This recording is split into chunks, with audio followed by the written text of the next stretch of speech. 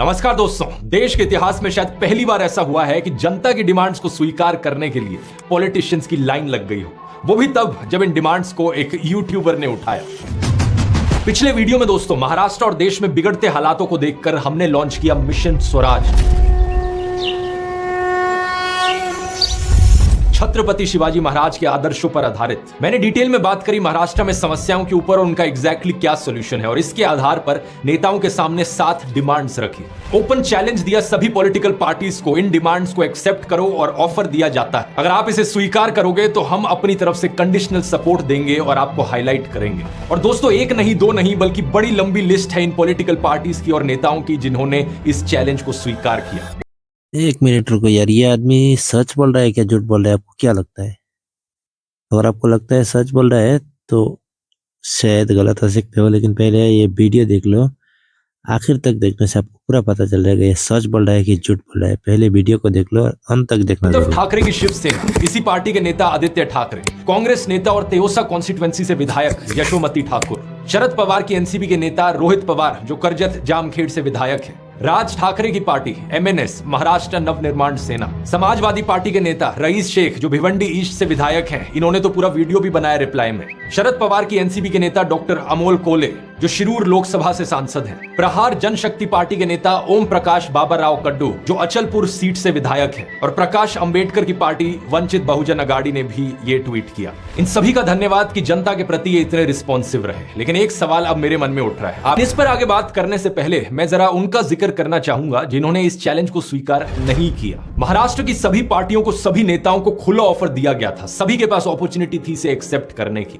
मैंने ये तक कहा था कि अगर पास्ट में मैंने किसी को क्रिटिसाइज किया उसे भुलाने को तैयार हूं मैं, लेकिन फिर भी बीजेपी, एकनाथ शिंदे की शिंदे सेना और अजित पवार की एनसीपी ने इस पर कोई रिस्पॉन्स नहीं दिया। मुझे बड़ा अफसोस हुआ यह देखकर कि महायुति अलायंस की एक भी मेन पार्टी को छत्रपति शिवाजी महाराज के आदर्शों वाला यह मिशन स्वराज रास नहीं आया। मैं इनके नेताओं से पूछना चाहूंगा कि मैंने क्या गलत बात करी, यही कि एक भी किसान की आत्महत्या से मौत ना हो, फार्मर सुसाइड्स के आंकड़े को 0 पर लाया जाए, हर एक किसान को साल में 15 लाख कमाने का मौका मिले। मैंने बात करी थी फ्री क्वालिटी एजुकेशन और हेल्थ केयर की, सफाई की, सबको शुद्ध हवा में सांस लेने का मौका मिल पाए, लोकल छोटे उद्योगों को प्रमोट करके सबको रोजगार की व्यवस्था मिले। लेकिन बीजेपी और उनके एलाइज को शायद ये जमा नहीं। इन सभी विषयों पर बीजेपी का मुंह बंद रहा, उल्टा उनके मुंह से ऐसी बातें निकली कि देखकर लगता है कि मुंह बंद रहना ही अच्छा है। अभी 2 दिन पहले एक खबर आई, उत्तर प्रदेश में झांसी के एक सरकारी अस्पताल में 10 नवजात शिशुओं की, न्यूबॉर्न बेबीज की आग में जलकर मौत हो गई।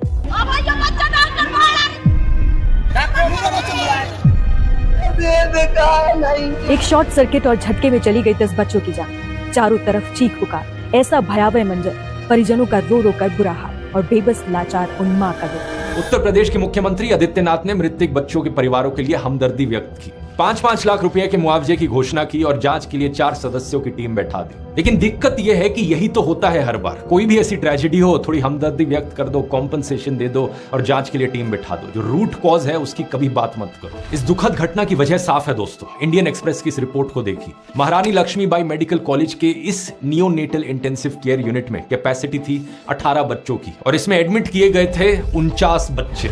इंडिया टुडे की रिपोर्ट में सोर्सेज के हवाले से बताया गया कि इलेक्ट्रिकल ओवरलोड की वजह से शायद शॉर्ट सर्किट हुआ हो, जिसकी वजह से यह आग लगी। एक सीनियर एडमिनिस्ट्रेटिव ऑफिशियल ने बताया कि उस वार्ड के सीसीटीवी फुटेज में दिखा कि इक्विपमेंट में इलेक्ट्रिकल स्पार्क हुआ और आग लग गई। एबीपी न्यूज की न्यूज रिपोर्ट बताती है कि आग ऑक्सीजन कॉन्सेंट्रेटर में लगी थी। सोनू और संजना का 11 दिन पहले बच्चा हुआ था। क्योंकि बच्चा प्रीमेच्योर पैदा हुआ था, रेस्पिरेटरी इश्यूज के लिए उसका इलाज चल रहा था इस हॉस्पिटल में, और फिर आग लगी और इनके बच्चे की मृत्यु हो गई। जलाओं की संतोष देवी की मृत बच्चे की पहचान शनिवार को ही हो सकी। सोचिए कि किस तरीके से उस मां ने पूरी रात गुजारी होगी। याकूब और नजमा की आंखों से आंसू सूख नहीं पा रहे, जुड़वा बेटियां हुई थी इनकी, दोनों आग में जलकर मारी गई। हालांकि अपनी बेटियों को नहीं बचा पाए, लेकिन याकूब ने खिड़की तोड़ी और जितने बच्चों को बचा सकते थे उन्होंने बचाया। टाइम्स ऑफ इंडिया में एक खबर छपी है, लेकिन मुझे लगता है इन्हें नहीं छापनी चाहिए, क्योंकि मुझे डर है जैसे बच्चों को बचाने वाले डॉक्टर कफील खान को जेल में डाल दिया गया था, कहीं याकूब के साथ भी वैसा ही ना किया जाए। असल में बात क्या है ना, हमारे देश में ऐसे कई नेता हैं जिनके दिलों में नफरत कूट कूट कर भरी है। हॉस्पिटल स्टाफ ने बच्चों को बचाने के बहुत एफर्ट्स किए। ऐसा करते हुए एक फीमेल स्टाफ मेंबर के कपड़ों में आग आग लग गई थी और उन्हें खुद को बचाने के लिए अपने कुछ कपड़े उतारने पड़े, लेकिन फिर भी वो रुकी नहीं। एक और इंसान कृपाल सिंह जो उस वक्त वहां मौजूद थे, उन्होंने ये बताया कि उन्होंने एक नर्स को बाहर तेजी से भागते हुए देखा जिनके पैरों में आग लगी हुई थी। मेडिकल कॉलेज के प्रिंसिपल डॉक्टर NS सिंगार ने कहा कि अस्पताल के फायर एक्सटिंग्विशर्स ऑपरेशनल थे, उनका इस्तेमाल किया गया। स्टाफ मेंबर्स भी फायर रिस्पांस प्रोटोकॉल के लिए ट्रेंड थे। यही कारण है कि करीब 39 बच्चों को बचाया जा सका। लेकिन अब इस ट्रेजेडी के लिए इस हॉस्पिटल स्टाफ में से ही किसी को बलि का बकरा ना बना दिया जाए, ये मैं उम्मीद करता हूं, क्योंकि हमारे देश में दोस्तों कुछ नेता इतने ढीठ हैं कि कभी अपनी गलतियों को स्वीकारेंगे नहीं। साल 2022 में पोर्चुगल के देश में एक प्रेग्नेंट इंडियन टूरिस्ट महिला की मृत्यु हो गई थी